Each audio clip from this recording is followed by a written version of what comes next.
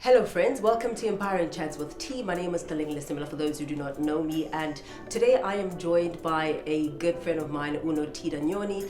Uno is, he's an author, he's an entrepreneur, he's a transformational speaker, he's a business coach, he's very passionate about youth development and leadership, and we will be chatting about discovering your value and making an impact. He also wrote a book called Multiplying Your Value and Creating Extraordinary Impact. We'll be chatting about that tonight. I'm very excited for our conversation. Welcome Uno. Thank you very much, T. I'm so happy to be here. Thank you so much. Thank you so much for honoring my invite. I know that you are a very busy man.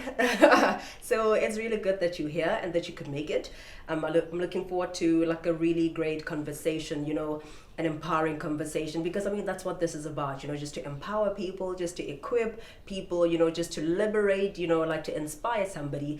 And I'm hoping that this conversation will do exactly that. I'm excited about it, T, and looking forward to it. Amazing. So, since we're talking about discovering your value today, sometimes I feel like we assume that people know these things, like when you start talking about value, when you start talking about impact, so what exactly would you say value is and what impact is? I like how you explained value in your book, like the example that you used of a property, so maybe just briefly, just by, just explaining, what value and impact is. Sure.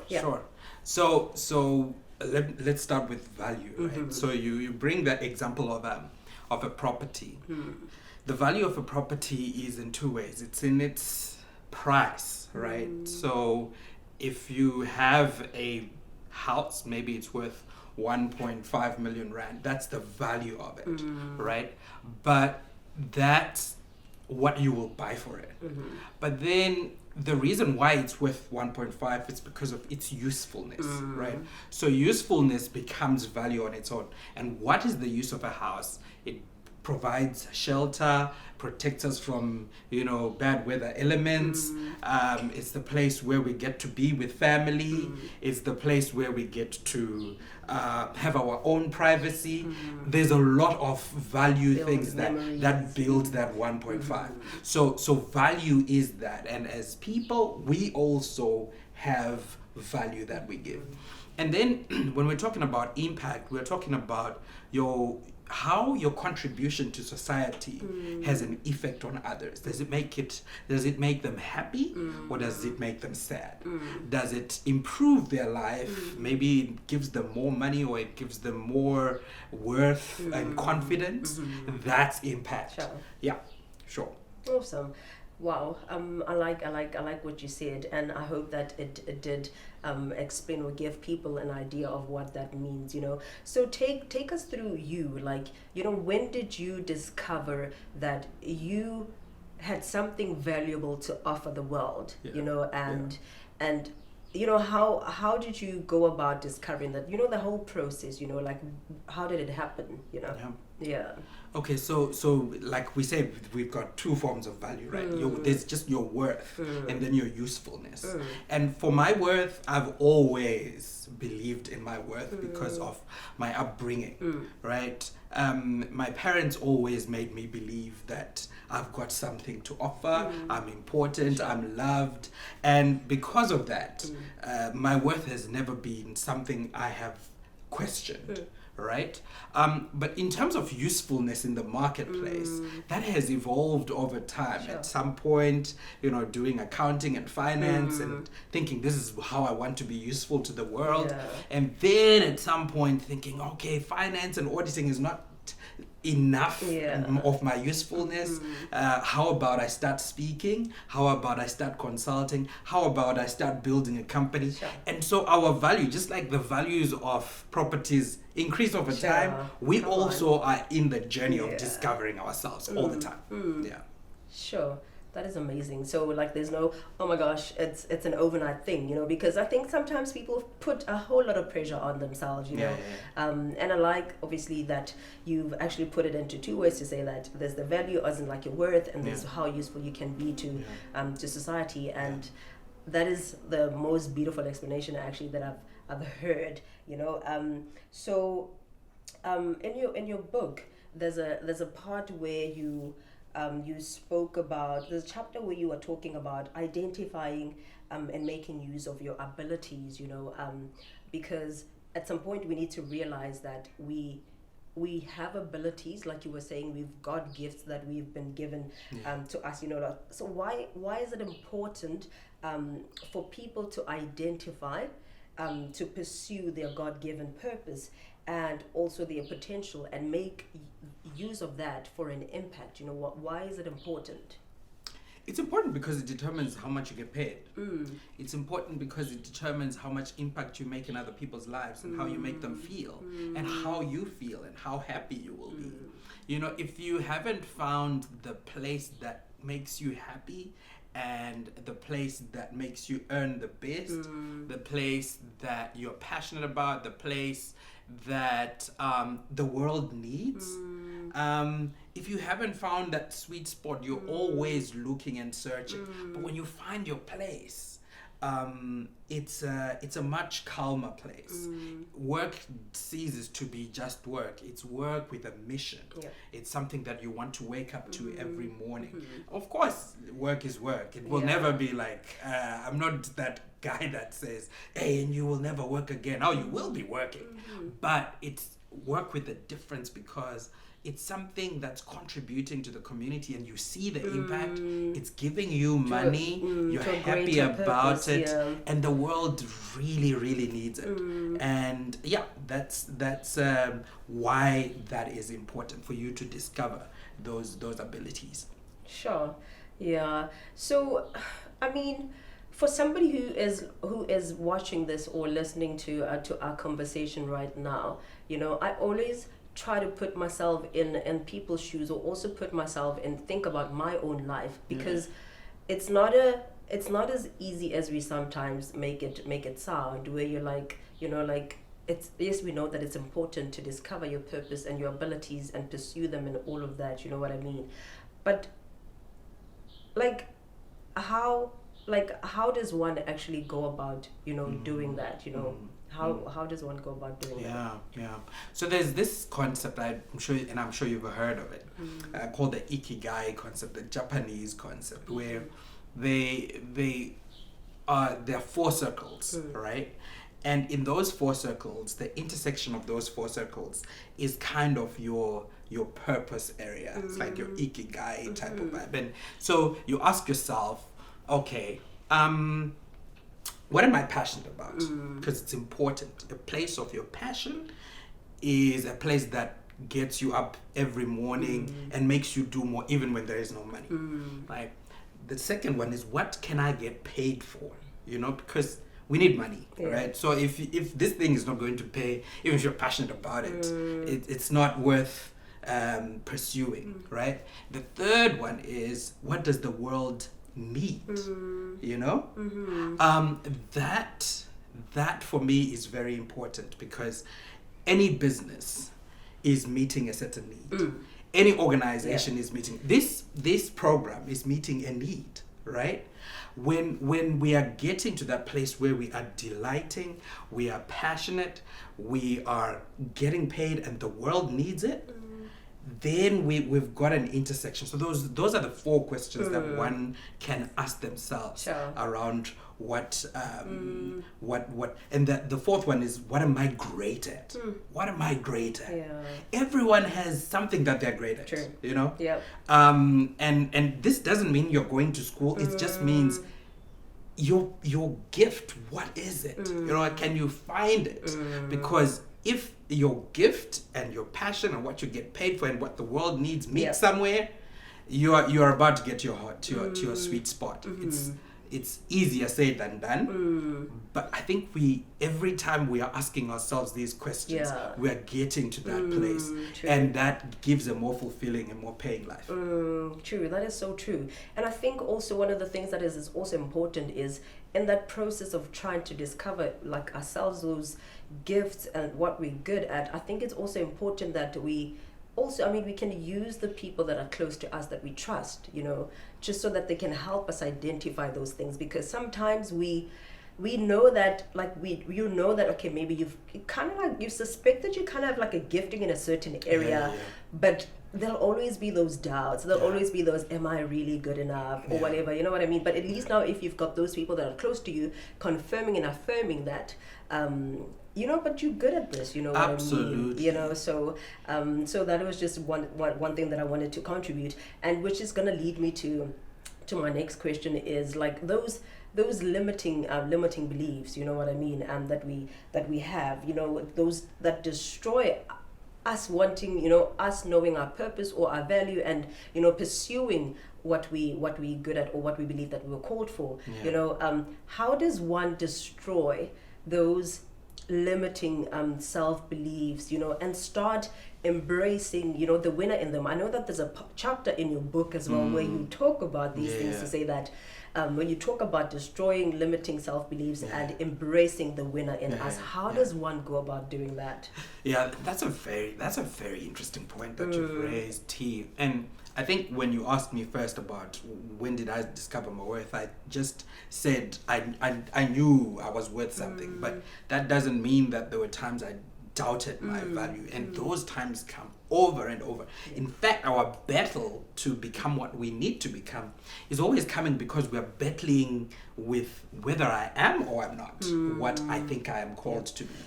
And that's where the beliefs come in. And beliefs, first of all, to kind of deal with them, I think you've got to go to the root of that limiting belief. Where did it come from? It could come from upbringing, right? It could come from what friends have said. It could come from what you've told yourself. It could come from personal failure. There's a lot of no's and a lot of negativity that we've grown up with. And that negativity has given us some set of beliefs. And what we need to do is to put ourselves on a mirror and start questioning those beliefs. Do they serve us or do they not serve us? So I think a questioning mindset is very good to kind of say, can I do this or can I not do this? Why am I thinking that I can't? You know, all right, that's self-challenging. But the second one, like when you're saying embracing your winning characteristics, is to be able to and this happens a lot in my coaching sessions, T. When I say to someone, can you write down 5 things, 5 major achievements that you've had in your life? It is interesting. Or not even write down, just tell me the struggle to say the things that they have done well. Can I say that that is one of the things I struggle with, even when I'm like, when I'm doing my CV, where, you know, like you need to include your achievements. I'm like, what have I achieved? Like, you know, like it's so weird, you know? And so you know what that does? You know, if a property is on the market and it's supposed to be worth 1.5 million, but the seller doesn't give it that value and cannot articulate that value, they will sell it for way less. Right? So when we can't discover it, when we can't write it, we can't talk about it confidently, because there's nothing wrong with saying I'm gifted. There's nothing wrong with saying I'm beautiful. There's nothing wrong with saying I'm the man, right? If you want to talk about talking, I'm the guy, right? If you want to talk about finance, I'm the guy. There is nothing wrong with giving yourself that value, because when you articulate it, then people are drawn to you, right? So when you say how many things you've done in the past, that's a fantastic way of embracing who you are. But the third one, about embracing who you really are, this one now hits on race and identity and spirituality. And I this one for Black people is very, very important. Historically, we've lived in disadvantaged ways, right? And our value monetarily and in many ways has been based on how dark this skin is or how light it is. We when we go into the world, this is what the world is telling us. And if we haven't embraced and we haven't retold ourselves the story that we're beautiful, the story that we have the same value, we're intelligent, you know, if we can't tell ourselves that and can't embrace that blackness, then, you know, we've got a problem. So you've got to embrace that. There are many other points, but these are just the few that come to mind up and when you talk about, you know, embracing who you are. And then on a spirituality basis, God knew you from, he says, before you were formed in your mother's womb, I knew you. Yeah. That speaks to purpose. That speaks to worth. That speaks to value. Yeah. So you are not supposed to then question that value because it was already, there was a decision divinely made to give you that value. True. Yeah. So I actually like what you said about like the spirituality part and the things that you were saying that. But the one thing that kept on coming to my mind when you were saying that is, you cannot embrace what you do not know. You know what I mean? You cannot embrace that spirit of a winner if you do not know that you are. You cannot embrace the fact that you are wonderfully and fearfully made if you do not know that you are. You know what I mean? So the knowing is important. Absolutely. You know what I mean? So where do people know? I like that when you were answering one of the questions, you said that your upbringing, the family that you were raised in, and I know that your mother is a pastor, I believe, right? So both my parents are. Yeah, so you know, and it's like it's so important for you, for your parents or the people to, you know, for us to be raised or to be affirmed at a younger age, you know, so that we know. Because honestly, I mean, partially I don't blame the people that are not embracing these things because they do not know. Where does one start, you know, to now journey on finding out these things, you know, because you can't embrace what you do not know, you know? Oh, that's a very deep question. And I think the one thing that you raised there is that upbringing matters, right? So if you have a kid or if you have a nephew or a niece, whatever you are communicating to them speaks to their value. They always want to be validated. They always want to find out, do I matter? So speaking to them and showing them that they matter and that they are loved is something that is very important. But discovering now that you matter, that you are loved, for me is a matter of discovering God and discovering his love for me. And this is where I write in the book that there are people who also have very limiting beliefs about God. Because as much as I talk about upbringing, coming out in a religious home can actually give you many limiting beliefs about God. Because you tend to start thinking that the way your parents behave is the way God would behave. Come on. If I do wrong, I get punished. If I do right, then I get rewards. And then you forget that God is bigger than all of my mistakes, all of my the things that I don't like or my limitations. He loves me eternally. He loves me unconditionally, and men will never get to that stage. So you get to understand that when you meditate, when you pray, when you read the word of God, that is the place that gives that value. And I think that is so important to understand that you have worth. You are somebody of value, and if other people are not going to tell you, you've got to find time to let God tell you, and for you to tell yourself that you have value. True. Because it will certainly show up in the marketplace. Yeah, and also to read books. Oh, come on! To read books. I mean, when I picked up your book and when I started reading your book, I was like, oh my God, this book is loaded. It is so loaded, and I can't stress the importance of reading enough, you know? Right. I mean, I know that some of us that come from like black communities, black families and all of that, sometimes reading is not something that is embraced or that is not encouraged or whatever, but reading books actually also, like, it opens your eyes, you know, like it enlightens you, you know what I mean? And I love your book as well, you know.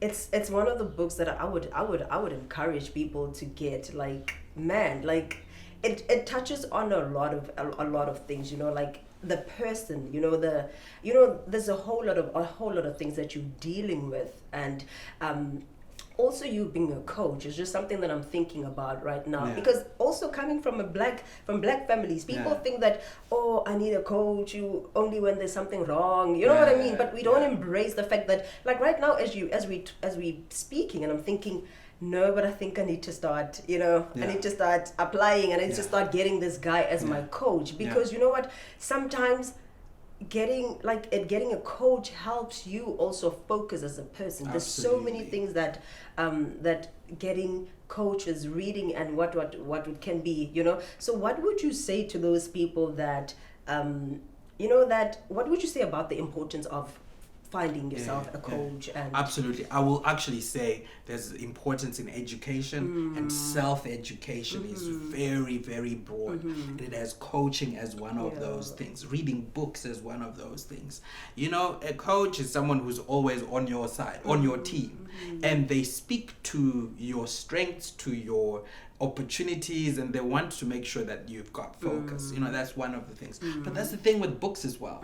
That's the thing with conferences, right? That's the thing with listening to T's show, with empowering chats. That's the thing with getting mentors, That's the thing with listening to the Word of God. These things kind of begin to expand. So you've got your base of value, but that 1.5 million rand property, we keep going back to it, right? It depends what you do in that house, right? When you start, removing certain walls, putting in nicer ones, and when you start doing your redo of the kitchen and of the bedroom, you can increase its value by when you increase the security. Now you now have a jura wall around it. It's different. It's got a garage now.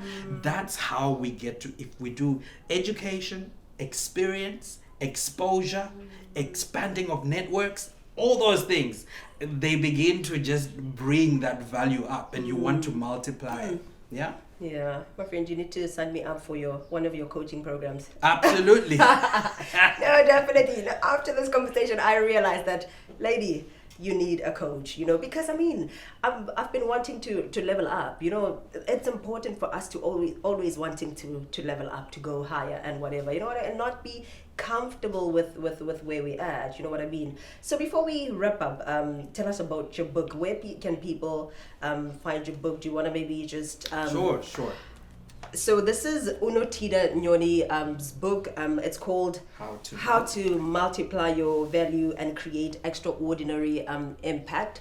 It's a very great book, honestly, and I just want Uno just to briefly tell us about how can people get a copy of the book, how people can get in touch with you, and yeah. Absolutely. So if you're in SA, you can get it on Amazon. You can get the online copy, but also we've got physical copies. If you go to our website, www.grandscaleconsultancy.co.za, you can order a book and we can arrange for its delivery. It's a fantastic book, and it's one worth reading, going through, and taking your time to do the exercises that are there. And if you want extras like coaching and training that comes with it, we also do that at Grand Scale Consultancy. Or you can just message me or DM me on any of the social media platforms. Unotida Nyoni is my name. Yep. Yeah. Unotida Nyoni. That's his name. So any final words, that you would like to share with us, closing remarks, anything, Yeah, I just want to say that this program should not be taken lightly, because it is that one thing when people are interviewed and they share their stories, it is one of those things that these conversations begin to multiply the value that one has. And so I don't undervalue the value of this conversation and the work that you are doing. It is fantastic, and I would like to say, please continue doing this and having these conversations, because it's important for people that we know and people who are going to be watching this program to continue doing this. And this is how we get to multiply our value. And of course, if this is the stuff that you're listening to at the end, please go back to the beginning, because we've got a lot of stuff for you there that will multiply your value. Thank you so much, friends, for joining me and Unotida today. I hope that you had a wonderful time with us. I hope that this conversation that we just had sparked something inside of you, that it helped you, think differently, that it inspired you, that it empowered you, and that it equipped you, because that's what we aim to do here. And so, yeah, look out for our upcoming sessions.